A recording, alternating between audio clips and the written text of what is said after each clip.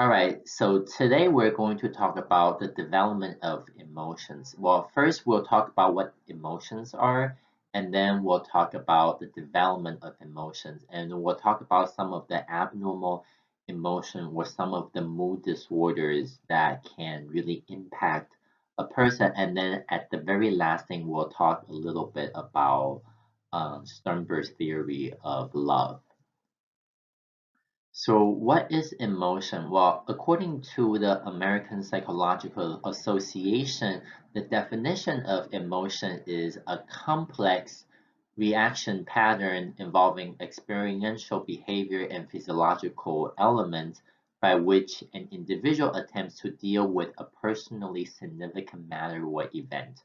Okay, now there are several components according to your textbook. So there is the neural responses, and there is the physiological factors such as heart rate, breathing rate, and hormone levels. There is the subjective feeling that you're experiencing, and also there is the output of the emotion.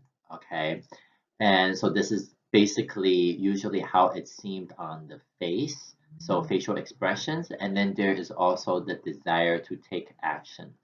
Okay, now in psychological terms, this the number three and number four, the subjective feelings and emotional expressions, this is different, okay?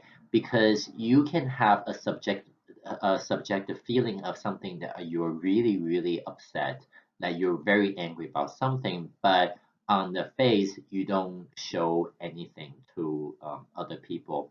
And you can have vice versa. You can pretend that you are very, very upset, okay? But then in reality, you're really not upset about anything, okay? So you see that so the subjective feelings and the emotional expressions are something a little bit different. Okay, so this is also uh, when the clinicians are judging from people if whether or not if they have depression or aggression or any of the emotional related disorders, they look at something called affect versus mood. Okay, so affect is the way that you are expressing your emotion to the clinician, and the mood is how you are subjectively feeling. Okay, now researchers basically agreed that there are several basic emotions, and these are happiness, fear, anger, sadness, surprise, and disgust. These are all the universal that are within all human cultures. Okay, so these are just examples of them, and you can see that they're pretty well preserved in infants as well. Now let's see that in the next slide.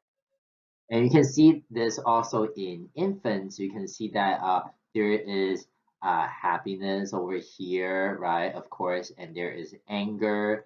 And then this one is probably disgust. This one is fear.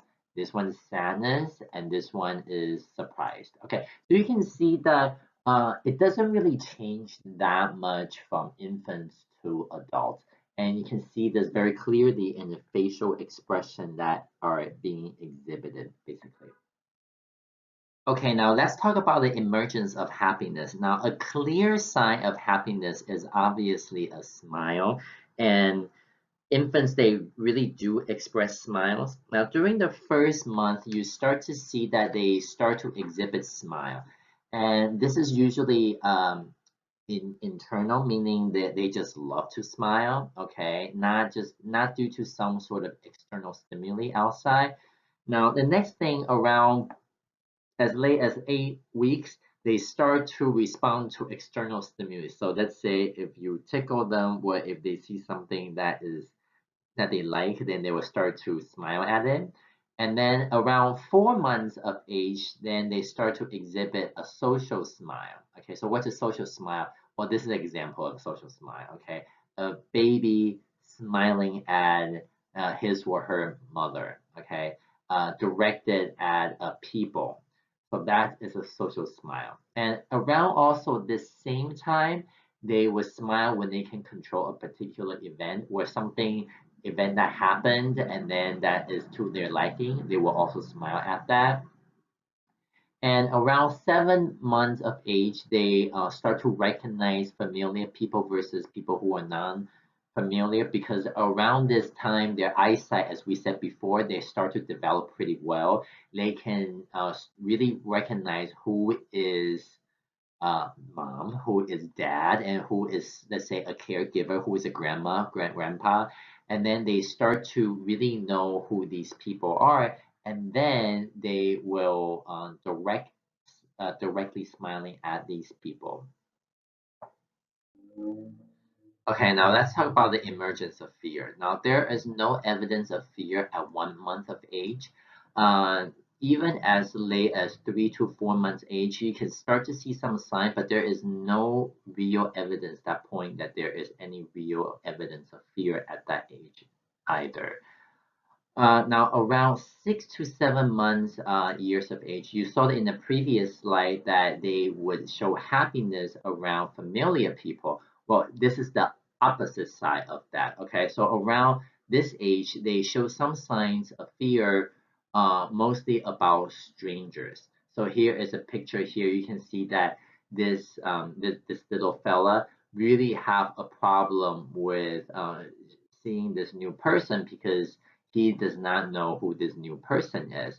And this gets worse around 2 years of age. Now, this is, of course, when you think about it, it's a way of adaptation. Okay, so this is an adaptation process. And why is that? Because at this stage, they cannot provide for themselves, they cannot really move that much, and they're really just based on their parents to kind of move around and provide for them. Then, of course, they don't know if the stranger is going to be kind to them, and then, of course, they're going to show fear around the stranger. Okay.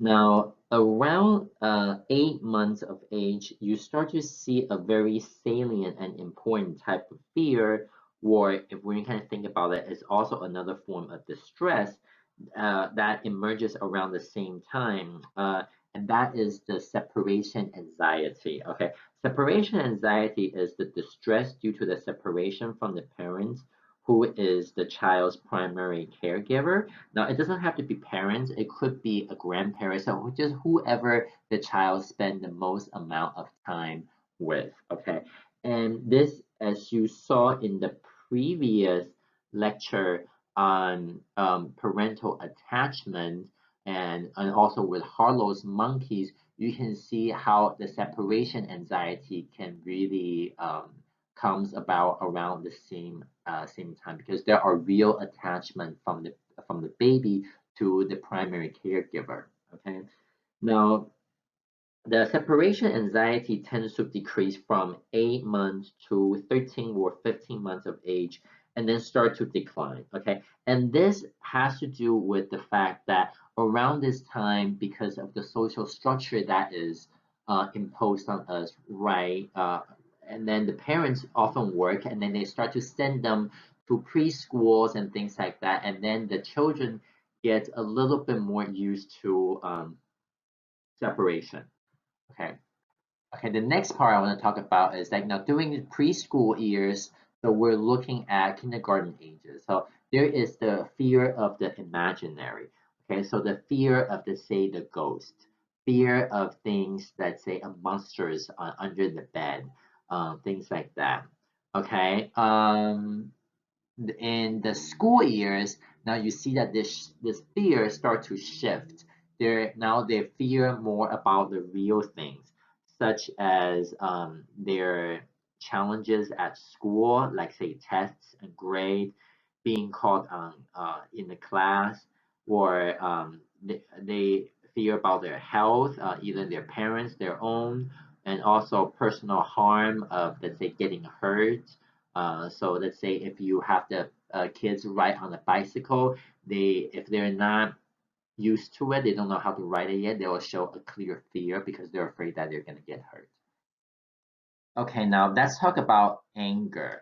At first, they are usually mixed with some sort of other emotions such as sadness or frustration before the first birthday. Now, by the first birthday, they clearly show signs of anger, and this really peaks around 18 to 24 months of age.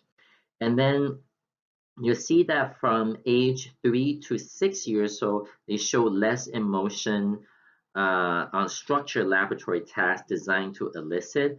And then, so the general decline of children's expression of anger, they're likely due to children's increasing ability to express themselves with language, and also to regulate their own emotions. Okay. Now, the cause of anger, they can also change as children develop better understanding of others' intention or motives.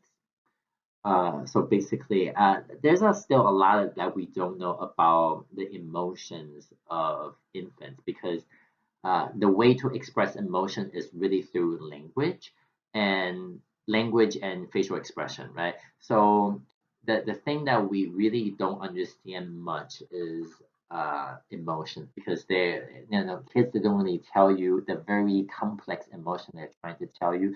So a lot of it we just rely on the expression of facial language. Okay, now the emergence of sadness, surprise, and disgust. As we said before, sadness is similar response to anger. The younger children's or like older infants, they start to show sadness after extended period of separation from the parents. And when it comes to surprise, surprise is an emotional reaction to a certain unexpected event, as we saw before. So when there is some sort of cognitive dissonances, when you are expecting something, but something else happens, you have this emotion of surprise. But something I want to say is that expression of surprise tend to be like very short-lived, and then they usually transform into another emotional expression, such as happiness, if it's surprise, happy, or if something is like a surprise, then sad. Okay, so surprise is something that's very short-lived, and then after that, they really transfer to something else. Um, now let's talk about disgust. Right?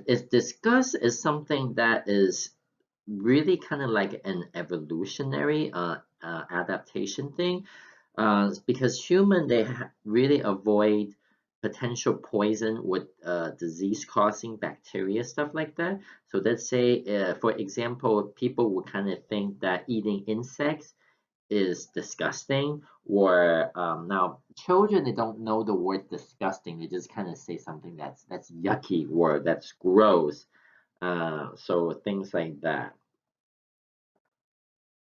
All right, now I have said in the previous slide that emotion and the brain are very intimately associated, right?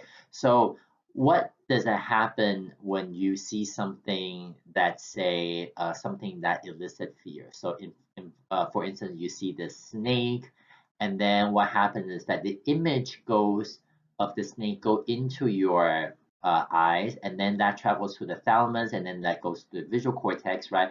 Now the information of that eventually go to a place called the amygdala. Okay, now amygdala is something that is really responsible for this kind of fear.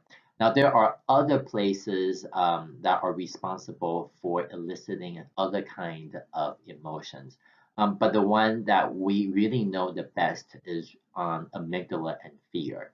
And I'll explain that in the future slides, what happens when you don't have the amygdala, when your amygdala is damaged, then what happens to the emotion of fear. Now, before we really get into it, let's start with a case study. Okay, so this is patient SM, and she is diagnosed with something called an Urbach-Wyatt disease. So this causes a severe atrophy of the amygdala. And now patient SM has like a lot of like normal when it comes to like intelligence and so forth now, but there is one aspect that is very abnormal when it comes to her emotional processing, and that is she was not able to assess the severity or the intensity of the emotion which she was viewing the picture of people's facial expressions. So, and what is specifically bad with patient SM is she was not able to tell when a person is showing this negative affect of fear.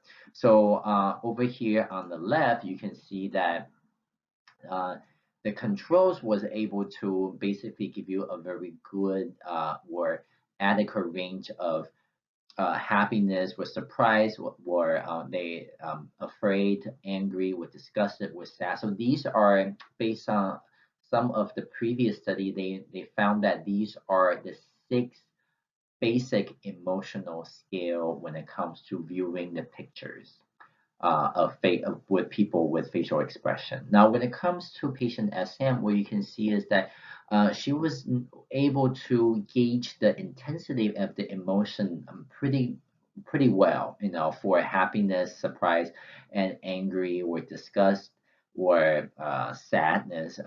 But something that she was not very good at is particularly this. She was not able to tell when a person is expressing the facial expression of fear. Now, this deficit was not global and conceptual, which means that SM has no problem describing the situation that would elicit fear. Okay. And so, for instance, if you were asked them, if you were to tell, if you were to ask SM and ask her, well, if a person, let's say a female, is walking all by herself late at night with nobody around, and then there is a person that is following her very closely, and he has a knife in his hands. What kind of emotion would she feel? Now, SM would able to describe that. Well, this person who is this girl or this woman who is running, there's that from the person who is basically chasing will feel this emotion of fear. Okay, so it's not that SM has no idea what fear means or the situation that would elicit fear. The second thing is that um, so if you were to have SM hear something that would be very frightening, let's say a reproduction of someone who is trembling and the voice is trembling, SM will have no problem identifying fearful prosody. Okay, a prosody just means like the way that something is uttered out. So the idea is that so basically SAM has no issue with the concept of fear. That's the first thing. And then the second thing is she has no problem perceiving fear if someone is saying stuff that would well, not just saying like I'm really afraid, but then just like have, let's say, a tremble in their voice, and then she will have an idea that, oh, this person is must be feeling afraid. But the main issue is just that SM cannot look at a picture and just say that, oh, I think this person is fearful. And a lot of that is due to her atrophy in the amygdala. Now, how does SM do when you ask her to draw some of the emotion? Now, so she was able to basically draw a happy face or a sad face or an angry face and or a surprise face or even a disgusted face. But when you ask her to draw a face that shows fear, she was not able to do that. She just show you like a drawing of a baby, which you are just thinking that what what is going on with her, And so what happened with SM is that she completely lost this visual perception of what a facial expression that would express fear, basically. Okay.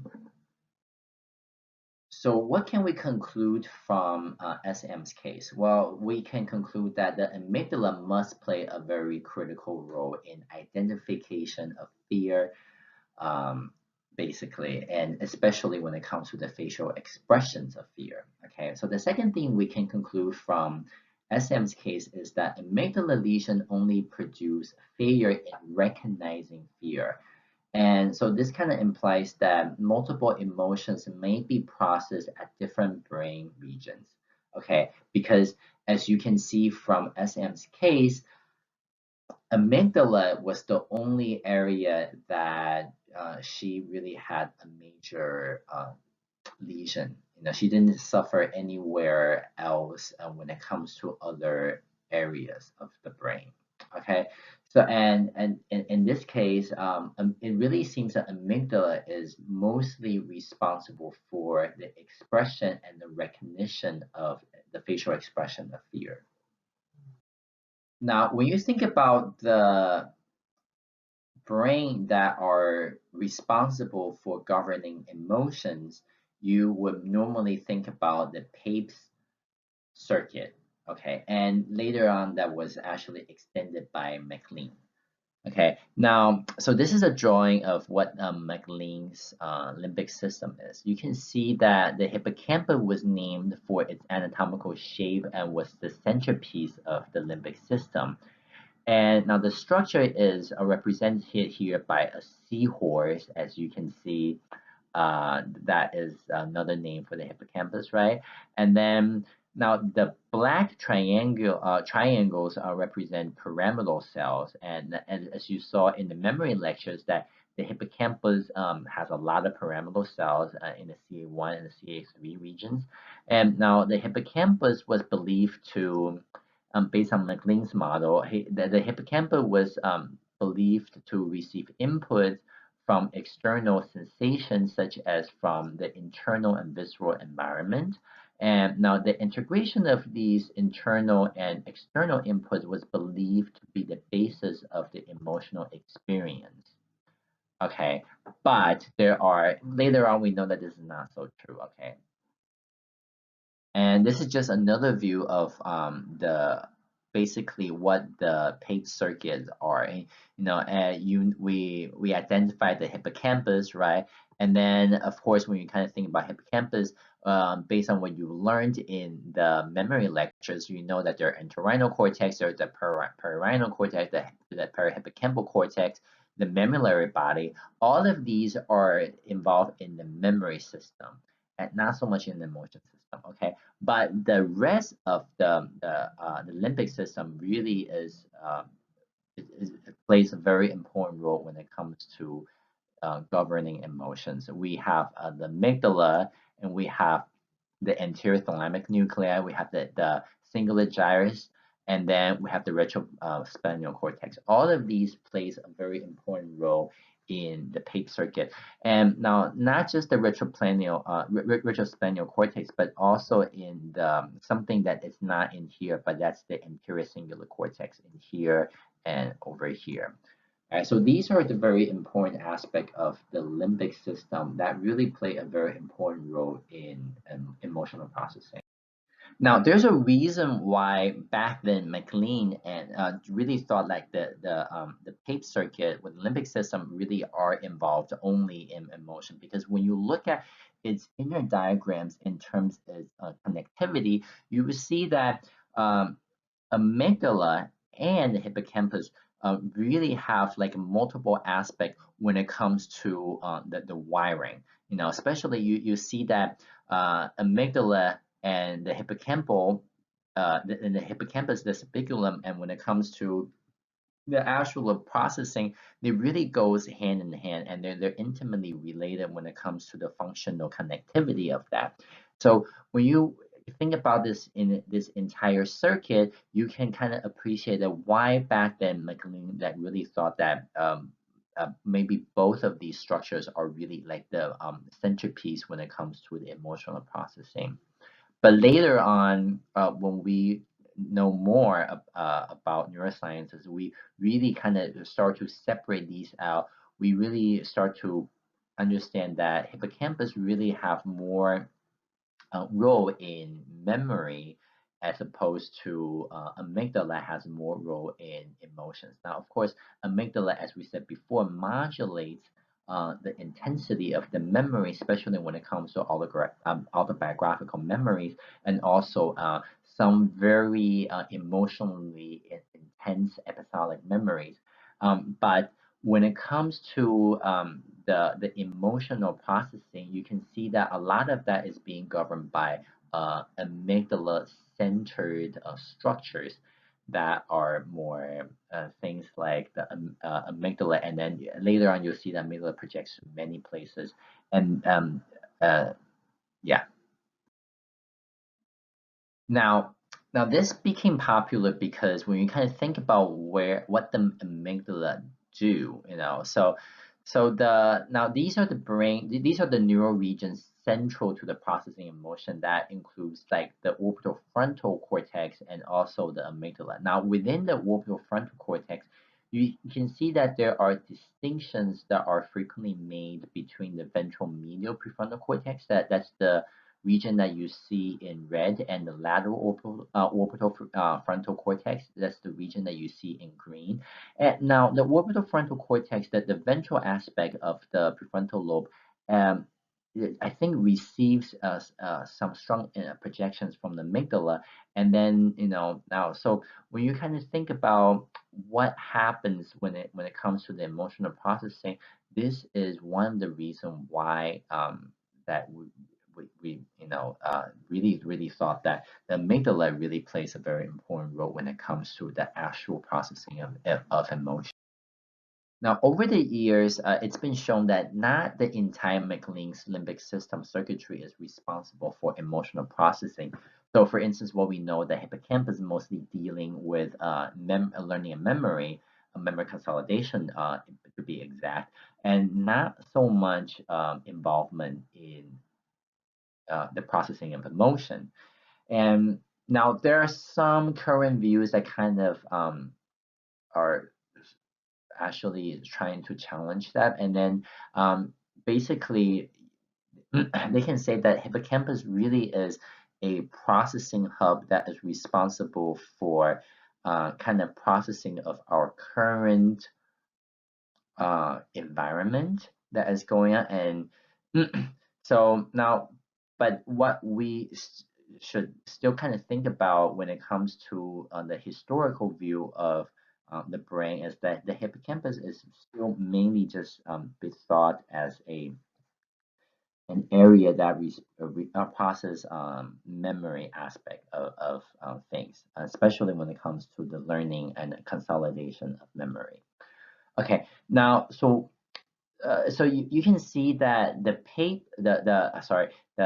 limbic system circuit is more for historical rather than the factual processing of motions. Now I will say this is that a lot of stuff that we know about the processing of emotions and learning, emotional learning, has been really limited to amygdala. Okay, now, so before we kind of go on, I just kind of want to say that this is still a lot we don't know about human emotions. We don't even know that much about animal emotions, for that matter. Okay, so our evidence right now when it comes to emotional processing really is still very limited to the stuff that we know that is from amygdala. Now we know more about where amygdala projects to and receives projections from, but then what exactly, which circuit is doing exactly what, we still don't know that well. So this is an area of research. If you want to do more, if you want to go into neuroscience, this is there's a good amount of stuff to do there. Okay, now let's take a look at the view. So now if you can take a view of the lateral view of the brain and you take a cross section of that, and this is essentially what you get from here. Now this area that looks like an almond, that would be the amygdala. Okay, and now the amygdala, when you look at this view on the right, there are three aspects of amygdala. There's a central nucleus. There is the basolateral nuclei that you see in red, and there is the cortical medial nuclei that you see above in purple. Now, the processes pretty much goes from, let's say, the sensory information that gets passed on from, let's say, for instance, the auditory cortex, and then that information gets transcended to the amygdala.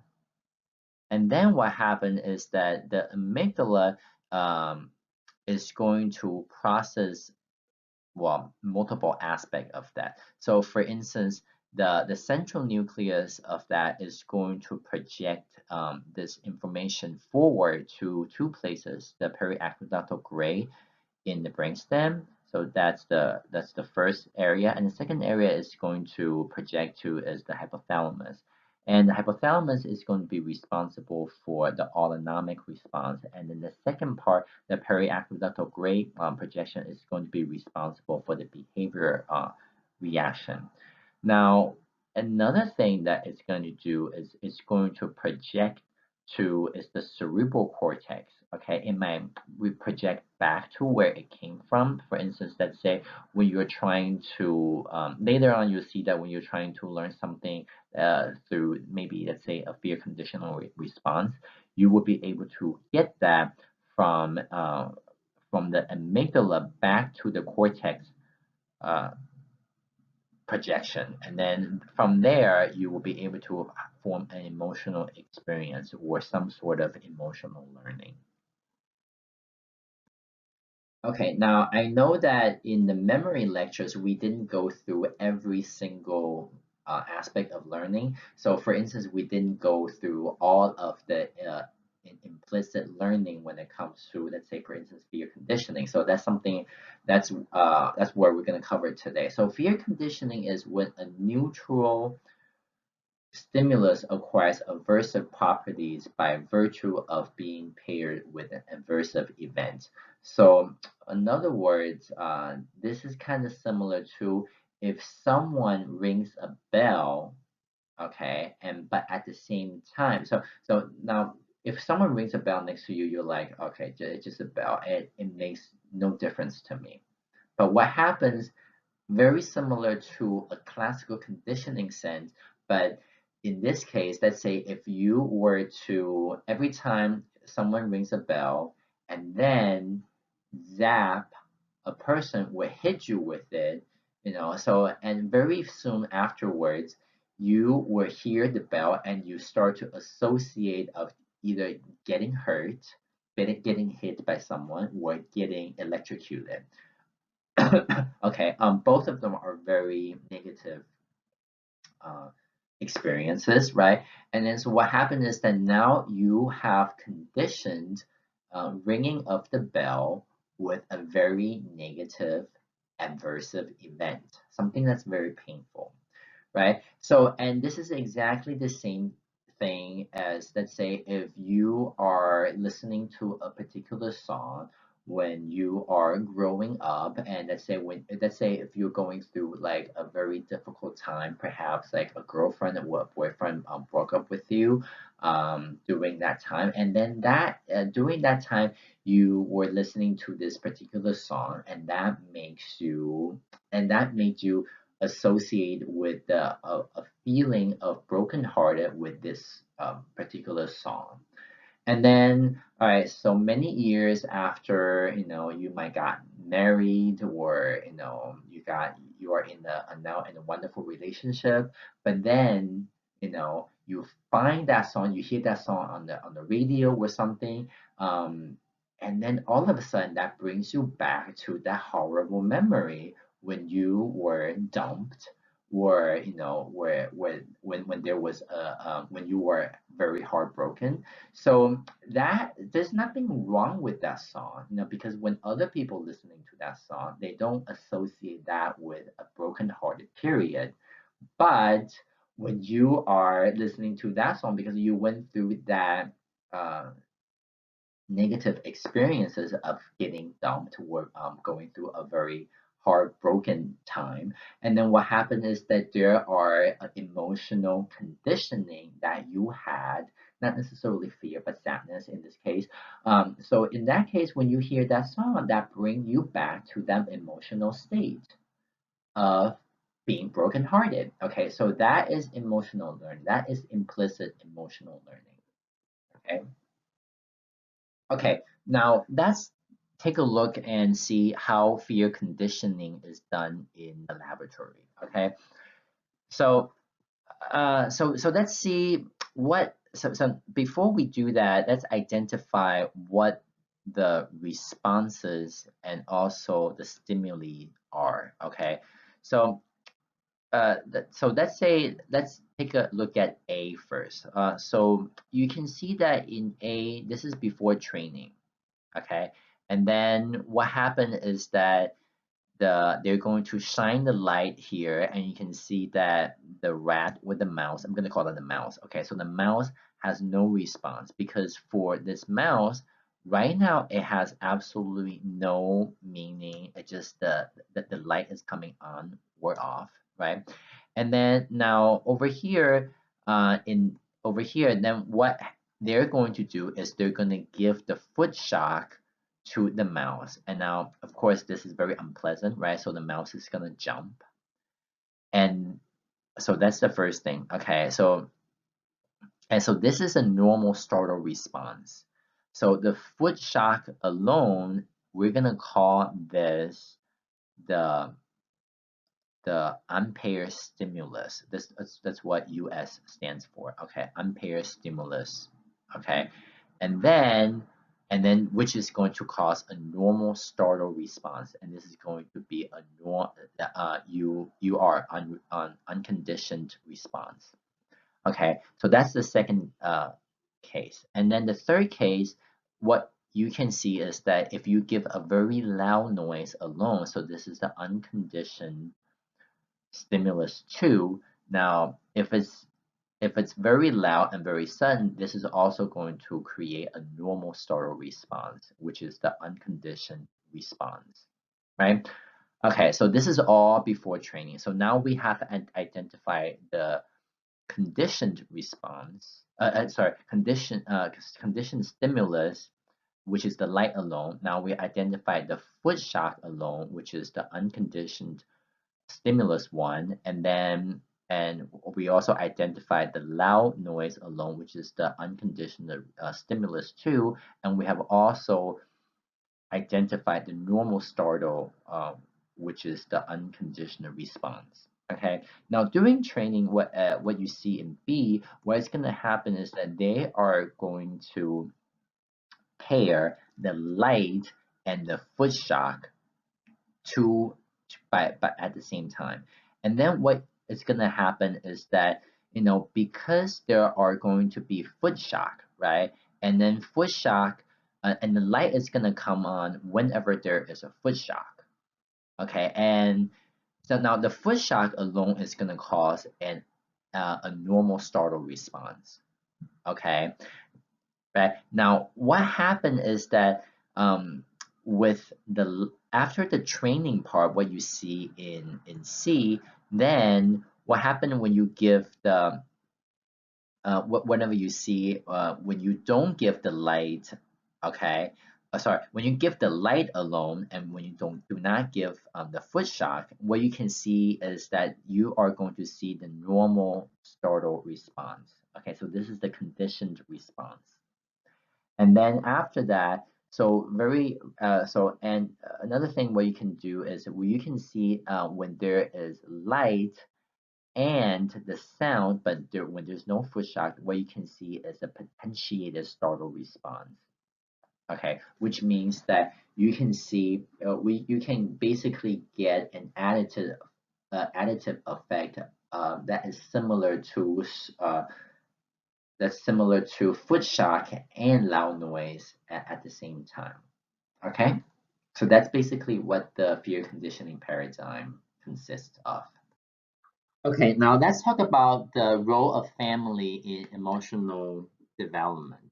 Okay, so this, of course, has to do with the quality of the parent-child relationship as you saw in a previous lecture, we talked about the secure attachment as well as insecure attachment. So the ones that are securely attached, the ones that have high quality trusting relationship with their parents, they would tend to show more happiness and less social anxiety and anger that do children who are insecurely attached. Okay, so the ones with the insecure attached, of course, they're the one with the relationship with their parents that are low in trust and support.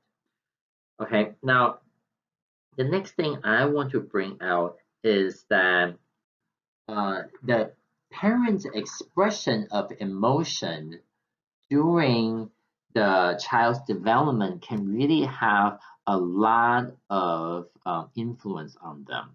Okay, and especially also their social world. For example, children who are exposed to high level of anger and hostility from their parents, they might come to view themselves as people who makes people angry and can eventually believe that most people are hostile. And this can also, of course, have a very big impact on their self-esteem, and then they might also start to view that the world is a unkind place. It's a place not filled with happiness, and this can change their perception about the world. And of course, that is something that is not good. Okay, now the parents' expression of emotion, they really provide the children with like a feedback of how and when to express emotion. And so as you saw before with the social learning theory from Albert Bandura, children, they really learn by watching, so they can also learn how to express the emotion by watching their parents. Okay, so this model can also affect children's understanding of what type of emotion expressions are relevant and appropriate for this kind of social relationships. And another thing I want to bring up is that the parental emotion to which children are exposed to, they might also affect the general level of distress and arousal in social interactions. So which this means that this is going to affect their ability to process important information, emotional information about their interactions that will help them to kind of control or moderate or inhibit their own behavior as well as emotions. Okay.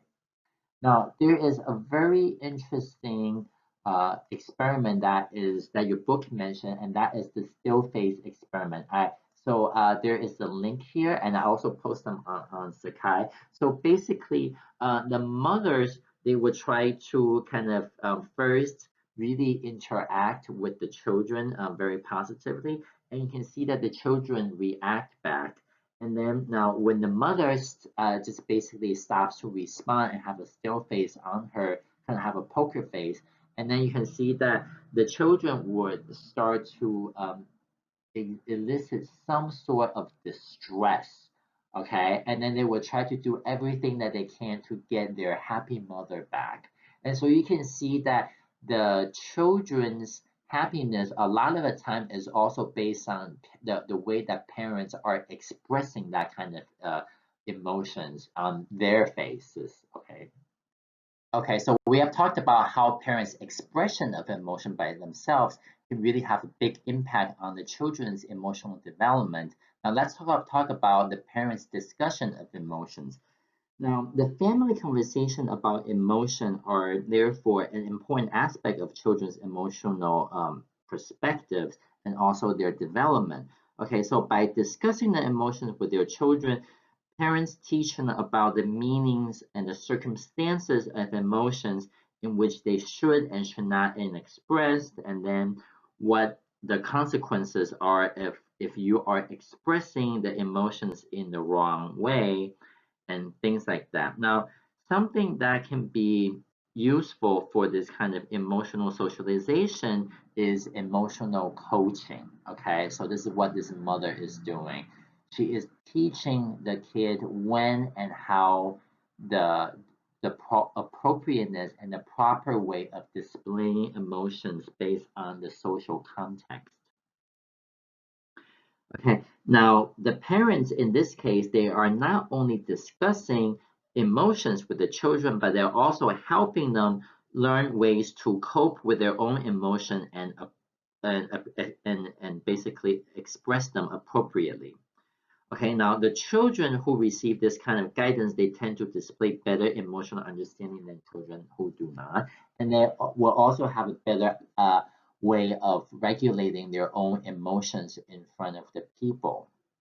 Okay, now the next thing I want to talk about is cultural differences, and then this is going to be mainly differences between um, Western world and let's say the Chinese world. Okay, so the Chinese culture really strongly emphasized the need to be aware of oneself as embedded in a larger group and then to maintain a positive image within that group. So in Chinese we say 和气为贵, right?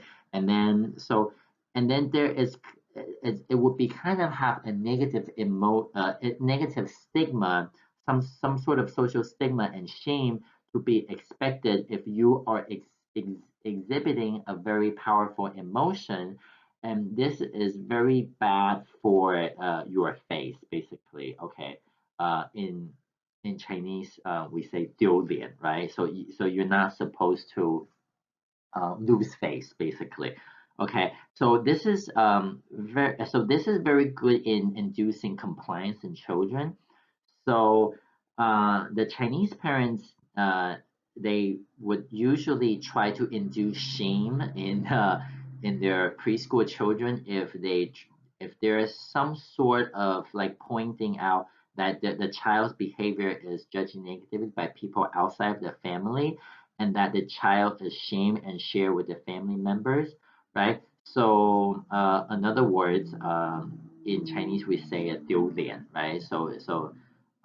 And something that we hear a lot in Chinese culture is in Chinese we say 你不要给我出去丢脸, right? And this is something, and so this kind of teaches in the Chinese cultures, and also and to some extent also some other Asian cultures, that you are supposed to be in top control of your emotions and not to show it in front of the people, in which that would induce some sort of shame and doubt. Okay, now but you see that in the Western culture, they do also experience some shame or sadness, and their mothers in the Western cultures, they're more concerned about helping them feel better about themselves. But in contrast, the Chinese mother or fathers often they are more likely to kind of teach them the proper conduct and help the child understand how to conform to social expectation and norms, right? So these are like the main differences when it comes to the the emotion discussions of culture differences. Okay, now let's talk about stress, mood disorders, about emotions. Okay, so something I really want to bring out is that mental health is an important component of emotional development. So during development, if there are some sort of things, negative experiences that really can hamper a person's emotional development, and also that can also influence their intellectual and cognitive development as well. Okay, now all of these are kind of brought on by this big S word called stress. Okay, so what is stress? Well, when a person are in a situation or an environment that they perceive to be frightening, threatening, or overwhelming, then they experience something called stress. Okay, so this is a physiological reaction to some changes or threat in the environment. So you can see that the stress response, they really call like the fight or flight or fright response. So this is actually involves things like increased heart rate, secretion of the stress hormone. they have increased flow of the blood to the brain, and they have a heightened feeling of vigilance and fear. Okay, so now the body's fight or flight or fright response is really dictated by something called cortisol in the brain. Now, the cortisol is actually being produced by the adrenal gland that is being signaled by the brain when the brain perceives that there is some sort of danger and you must deal with this immediately. Okay, now when you kind of think about that, this has a big evolution point of view when it comes to enhance a person's survival, because in the future they will remember that this was a dangerous situation, so they don't come back to this like ever, right? But in today's world, when you perceive something to be stressful and you can't get out of it, and then this is just going to keep inducing the same stressor over and over and over and over again to the point that you have no more cortisol to give, or and this can really have a very bad repercussion that is going to give rise or really pose a potential danger to these two mood disorders, the depression and desire and anxiety disorders. So we're going to talk about both of these hand in hand in the next two slides. Okay, now there are really three major types of depression. There is dysthymia. Now they call this persistent depressive disorder. There is major depression. This is what we mostly know about depression. And there's also bipolar disorder, okay? So this dysthymia, now they call this persistent persistent depressive disorder. It's a chronic but a less severe form of major depression. But it really still has a lot of components compared to the major depression. So it's just that major depression, when it really hits, it hits it bad. Okay. So I'm gonna kind of combine them a little bit. Clinically there are two separate kinds of diagnosis, but they share a lot of common features. So I'm going to just kind of list most of them. All right. So these two really all have the feelings of hopelessness or helplessness. And there's of course there's the feeling sad and empty, and there might be aches and pains, and you see this more in the major depressive patients. They might have like overeating and weight gain problem, where they have a lack of appetite problem. Now, with the major depression, it really have a major issue with these two: insomnia and poor memory, concentration, and decision making. Okay, and both dysthymia as well as major depression are going to show fatigue and lack of energy, and as well as no pleasure in activities and feeling expressively guilty, and also feeling worthlessness.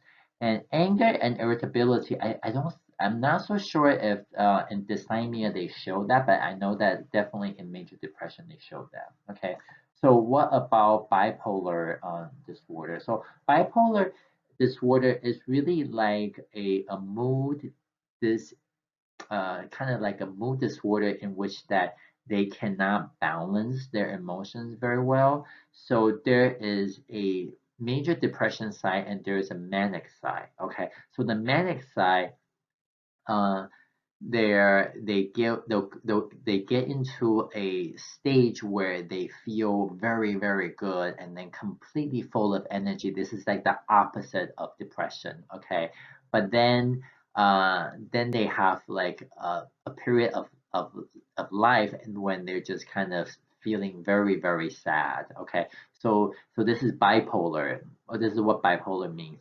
So they can go through feelings of elation, feeling really good. They feel really smart. They just love being in a manic state. And but then manic state also has some issues because the manic state can come with some hallucinations as well as some paranoia.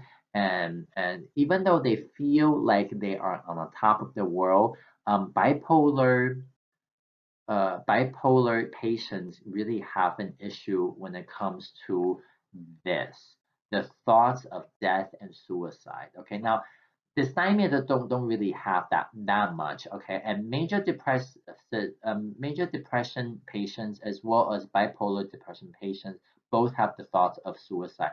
But then the things that is so dangerous about the bipolar depression patients is that they would tend to commit suicide while they're in a manic stage. Okay, because they don't have impulse on that anymore. Now, major depression patients, they are too lazy. Not, I don't want to say lazy. They're just too lack of energy. They just don't have the energy to even commit suicide.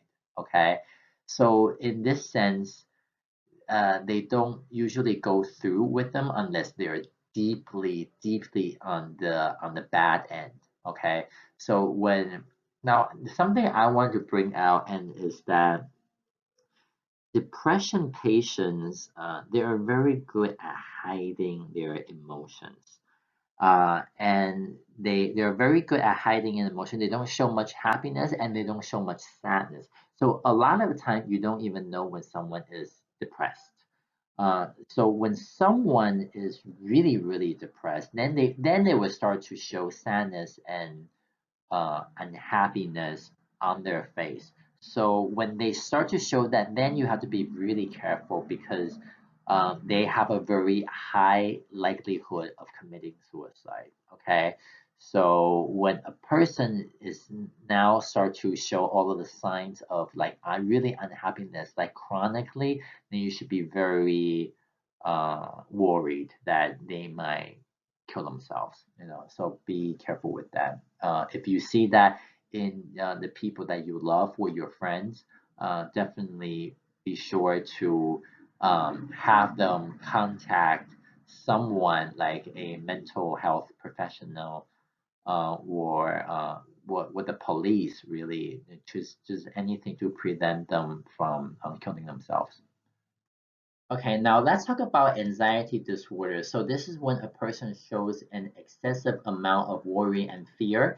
So this definitely has an impact on the amygdala, a structure that we said that has a big part to that is involved in the dealing with fear, right? So this has, and you can see that there's also some hippocampal involvement in it, and then also the sympathetic nervous system. And as we said before, when a organism or a person is really stressed out, then their sympathetic nervous system is activated, and then this can really kind of have a person misinterpreted as a source of fear and also a source something that is frightening.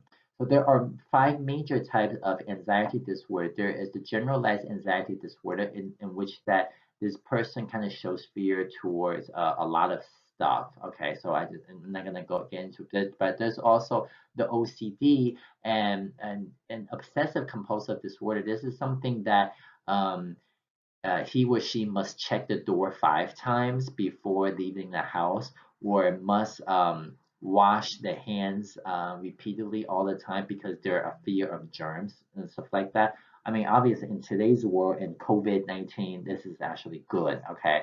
And there is also the panic disorder. It just, for some reason, they just panic when they hear some sort of news, and then when a person tells them I have news to tell you, they automatically goes to the worst thing, and then they think that something very bad has to do with them and something the worst that's going to just happen. Okay, and there's also the post-traumatic stress disorder. So this is after things like say soldiers has been onto the on the war, or victims of like a hate crime or victims of like rape.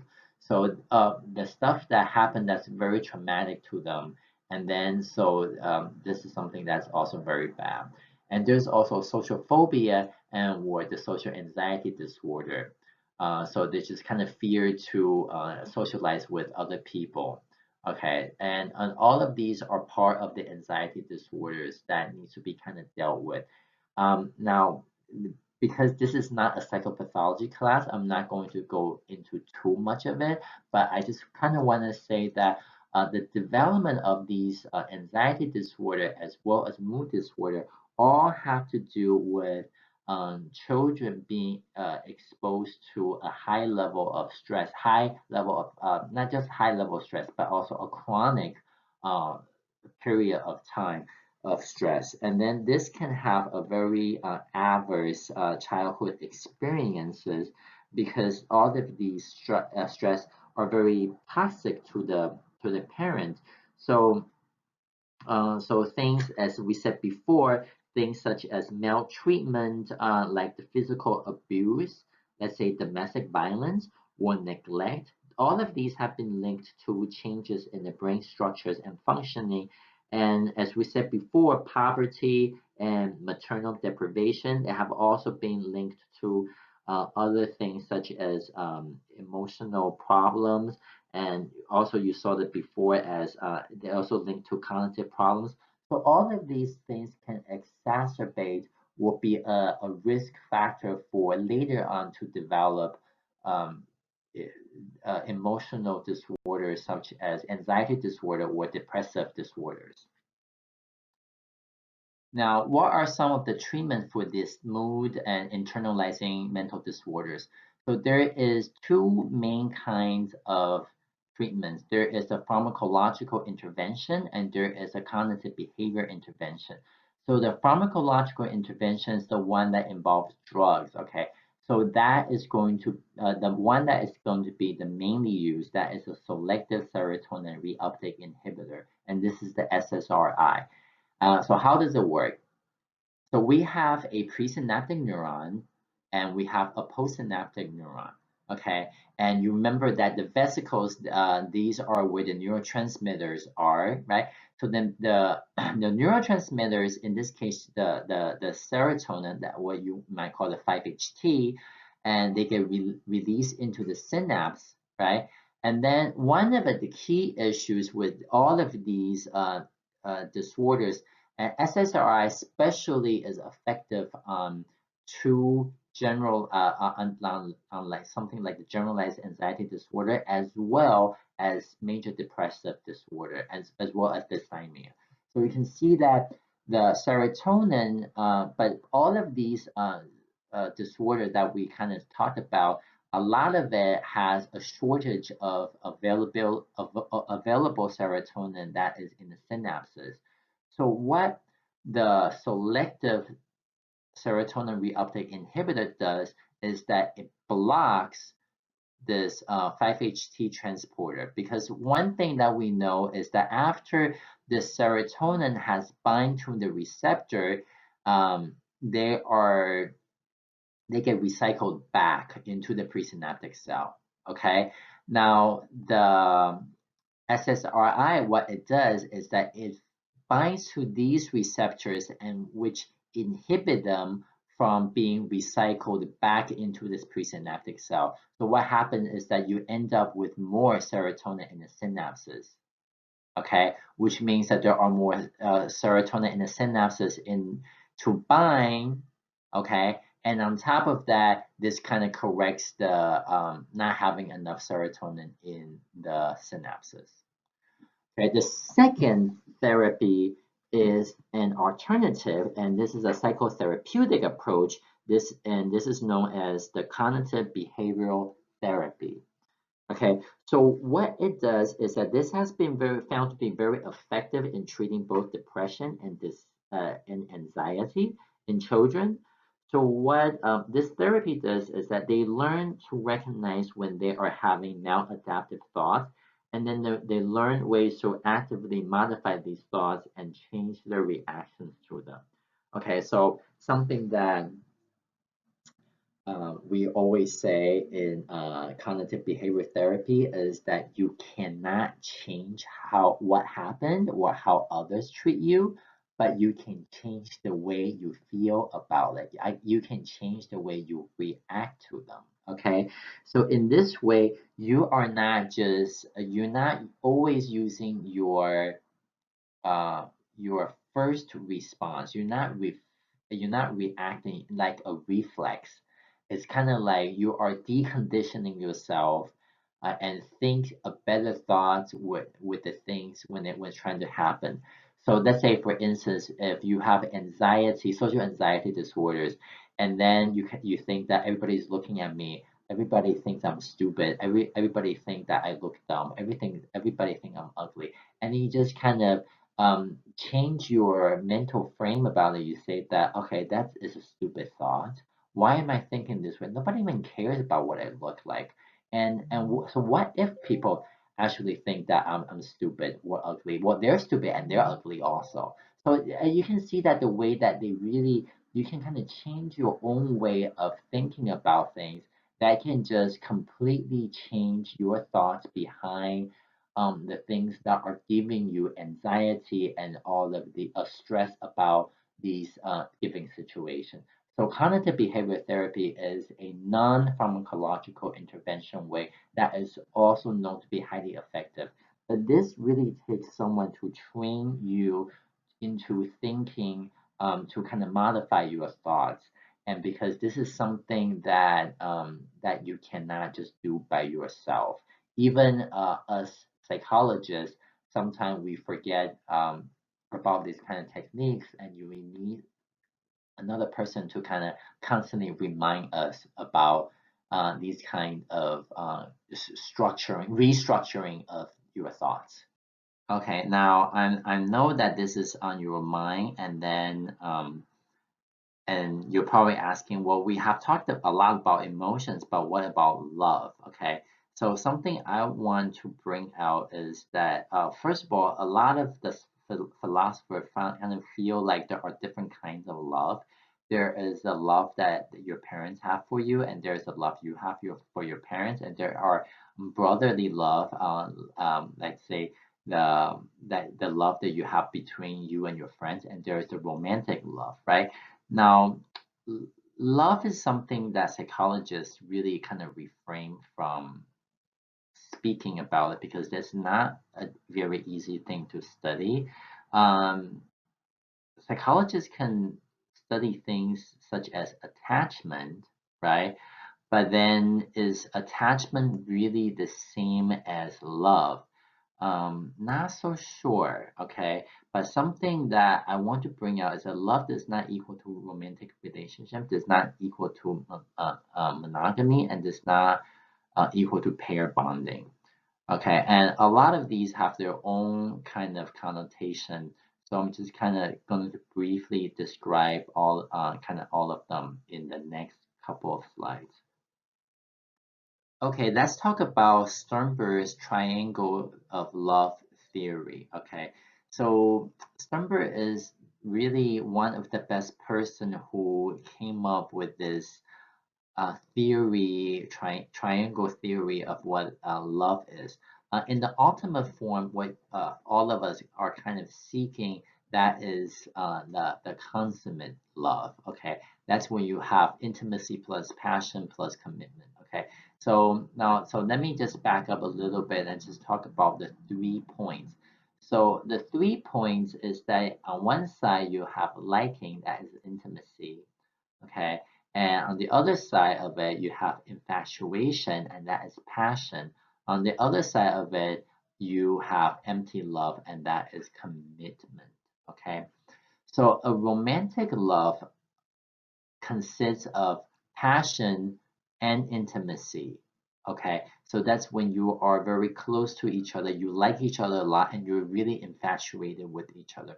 So you can see that the infatuation part of it, there is a very strong sexual tone that's kind of underneath that. Okay, now when we look at a companionship, kind of companionate love, that is when you have intimacy plus commitment.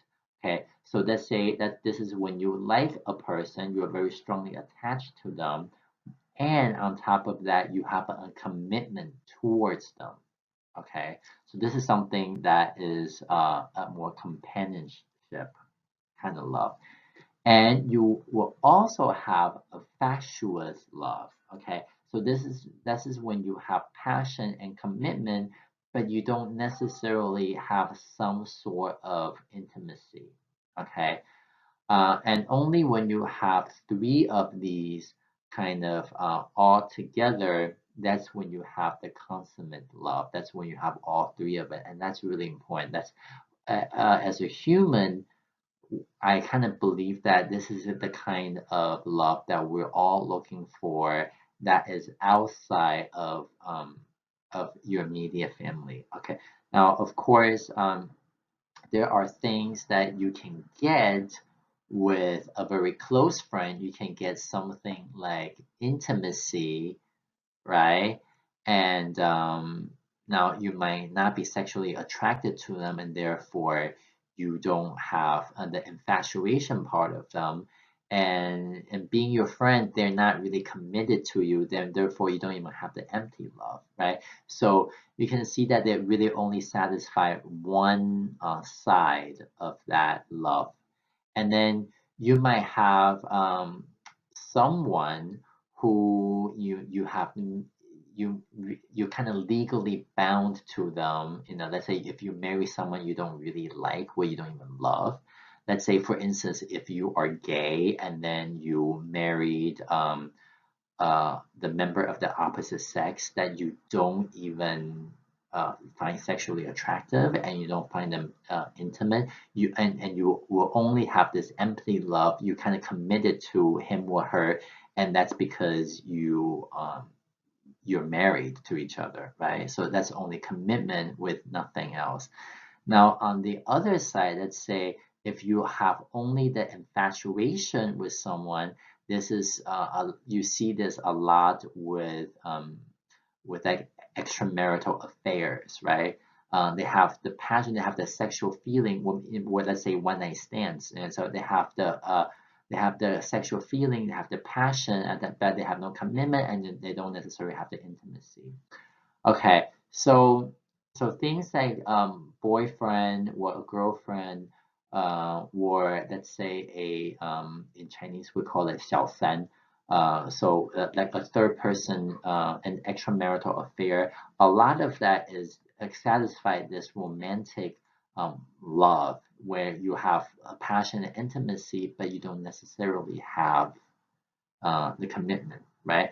Or let's say on the other hand, you might have the intimacy plus a commitment in which that you just basically stop having sexual feeling for like your old your old spouse, you know. So let's say if you got married for like 25 years into your life, and then you don't find them sexually attractive anymore, but you still like them a lot and you're committed to them, so that would be a compassionate kind of love, right? As opposed to the fatuous love is passion plus commitment. I think the best kind of example I can because when you kind of think about fatuous love, it's really you are sexually attracted to someone and you're committed to them, but you don't necessarily like them. You don't have the intimacy. So the best kind of example I can think of with this is maybe something like a friend with a benefit. You're sort of committed to kind of to have this thing with each other on a regular basis, but then and you're sexually attracted to each other, but you don't necessarily want to spend time with the intimacy kind of part. Maybe both of you are really scared of the intimacy. Maybe not. Maybe you there are some sort of things that you cannot. You just have intimacy problems. So, but eventually, I believe that all of us are striving for this consummate kind of love when you all all three part of them. Okay, and I hope all of you guys will be able to find this kind of love one day. Okay, so for tomorrow's discussion, I want to talk about love, and I want to see what do you think it is? Because in psychology, as we said before, um, there is definitely attachment, right? There is pair bonding, and there is also commitment, as you saw from the previous slide. And but I think Sternberg's theory is actually only explain it to like a certain extent. It doesn't explain everything, but I do want to see what your feelings are when it comes to love. Okay, so I'll talk to you guys tomorrow.